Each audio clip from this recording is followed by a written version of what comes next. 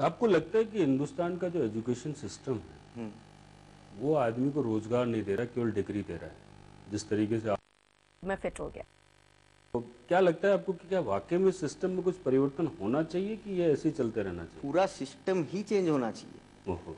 आज इंजीनियर्स कितने भी इंजीनियर्स ले लो तुम पूरे इंडिया के, जो मेरे डैड भी इंजीनियर है, जो मेरे डैड कर सकते हैं वो मैं इंजीनियर होने के बाद भी नहीं कर सकता हूँ। आज अगर मैं इलेक्ट्रॉनिक्स इंजीनियर हूँ, लेकिन अगर यहाँ पे जो सेटअप लगाया है वो सेटअप मुझे लगाने को कहो, मेरे को नहीं आएगा। इसके पीछे रीजन क्या है? इंजीनियरिंग कंप्लीट करते करते दिमाग में क्या था? 40 मार्क लाने, बस मेरे को डिग्री चाहिए, एक अच्छा जॉब चाहिए। एक अच्छा इंजीनियर बनने के लिए हम लोगों ने कभी कोशिश नहीं की, क्योंकि वो कंपटीशन था कि मैं सब्जेक्ट को समझूं, उसको इंप्लीमेंट करूं। तब तक एक सेमेस्टर निकल गया, मेरे बैक रह गए। तो सब्जेक्ट को समझूं या उसे क्लियर करके आगे बढ़ूं। तो ये ऐसा ही चलते रहे। आज अगर 10th का एग्जाम्पल ले लो, 10th के एग्जाम में अगर तुमको 90 मार्क्स नहीं मिले तो तुमको कहीं पे स्टैंड नहीं है, डोनेशन भरो, 20-25 हजार 40 हजार डोनेशन भरो। तो वो 90% लाना इतना आसान तो नहीं है ना। अब उसके लिए जो मेंटल प्रेशर, और वो मेंटल प्रेशर से दिमाग में यही आता है कि मैं ये बात समझने से अच्छा है मैं वही रट्टा मार लूं, एग्जाम में वैसे के वैसे उतार लूं, बस खत्म। आज 40 मार्क लाने के लिए मेरे को क्या करना पड़ा? 5 पिछले साल के क्वेश्चन पेपर्स निकाले, वो पढ़े, क्वेश्चंस रिपीट हुए। आज जो पेपर सेट कर रहा है वो भी उतनी मेहनत नहीं लेता कि क्वेश्चंस बदले। मैथ्स के एग्जाम के क्वेश्चंस के जो डिजिट्स है वो वैसे के वैसे ही आते 5-5 सालों से। वो डिजिट्स भी चेंज करने के लिए उनके पास टाइम नहीं है, तो हमको सब्जेक्ट पढ़ने में क्यों टाइम वेस्ट करें हम लोग? एक युवा होने के नाते क्या आपने नहीं सोचा कि मुझे हिंदुस्तान से बाहर जाके ये सब करना? मेरी सारी प्लानिंग्स हो गई थी।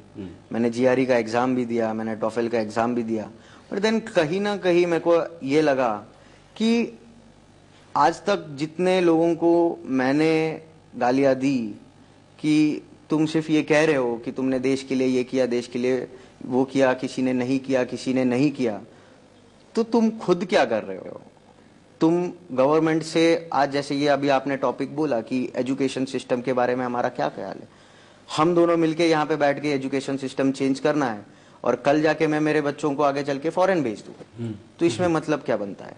तो फिर सिस्टम चेंज करे भी गवर्नमेंट तो किसी के लिए करे? अगर वो बेसिक एजुकेशन लेने के बाद तुम अपना पोस्ट ग्रेजुएशन के लिए फॉरेन यूनिवर्सिटीज में चले जाते हो, तो इसमें कहीं ना कहीं हमारा ही फॉल्ट है।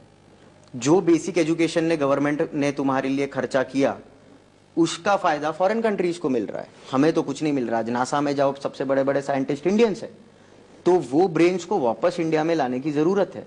उसके लिए एक ग्रेजुअल चेंज चाहिए। अब ये ग्रेजुअल चेंज आने के लिए वो समय चाहिए जो आज के जनरेशन के पास है नहीं। तो शॉर्टकट जो आपने कहा, तो शॉर्टकट यही है कि जाओ वहां पे डॉलर्स में कमाओ, रुपए घर पे भेजो, बात खत्म। आज का युवा हिंदुस्तान के साहित्य को पढ़ना पसंद नहीं करता। कहीं ना कहीं रशियल को पढ़ता है, शिल्डी शेरडन को पढ़ता है, या और भी बहुत सारे जो बाहर के। आज अगर उनसे नाम पूछे जाएं हिंदुस्तान के जितने भी साहित्यकार हैं कि रामधारी सिंह दिनकर कौन है, कि अवस्थी कौन है, या किसी का भी नाम पूछा जाए, या प्रेमचंद ने कौन कौन से उपन्यास लिखे हैं, आज के युवा को नहीं पता। क्या कारण लगता है आपको?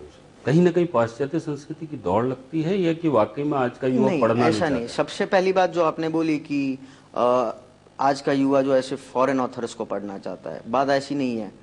काफी ट्रेंड चेंज हो चुका है। अगर पिछले 3 साल में तुम पब्लिशिंग इंडस्ट्री को देखो, राइटिंग इंडस्ट्री को देखो, तो काफी सिनेरियो चेंज हो चुका है। अगर ये बात सच होती तो एज एन ऑथर कभी मेरे को पहचाना नहीं गया था। 2011 में, 2010 में मैं कहाँ था किसको नहीं पता था।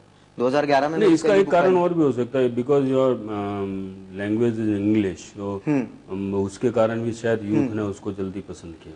हाँ, ये बात हो सकती है, लेकिन इसके पीछे और एक रीजन ये भी है कि आज ऐसा नहीं है कि हिंदी और रीजनल लैंग्वेजेस के बुक्स को उतना इंपॉर्टेंस नहीं दिया जाता है।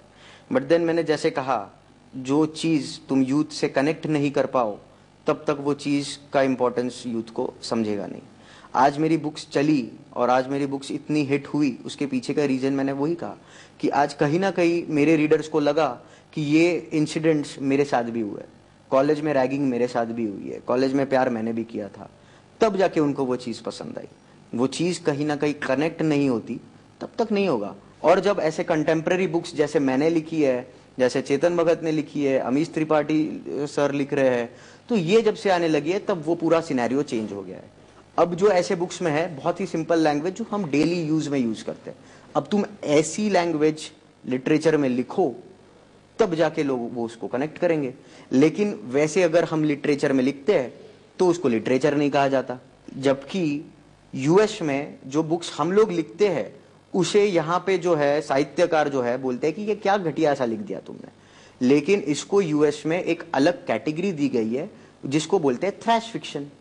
तो ये इंडिया में आज तक किसी को पता ही नहीं है कि थ्रैश फिक्शन एग्जैक्टली क्या है। ये बुक्स ऐसी नहीं है कि तुम 10-10 साल तक अपने बुक शेल्फ में रखो और उसको ट्रेजर करो।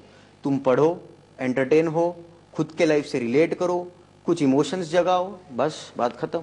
एक बड़ा सा ट्रेंड आया कि यूएस में जाके या हिंदुस्तान से बाहर जाके किसी पब्लिशर से बात की जाए, वहाँ पे किताब छापी जाए और फिर आके हिंदुस्तान में धमाका किया जाए और हिंदुस्तान के लोगों के साथ उस किताब को बांटी जाए और फिर वो बहुत बड़े मोटिवेशनल गुरु के रूप में इस हिंदुस्तान में छा जाते हैं और they take the highest money that करोड़ों में वो एक एक स्पीच का पैसा लेते हैं। ये क्या ट्रेंड है? देखो सब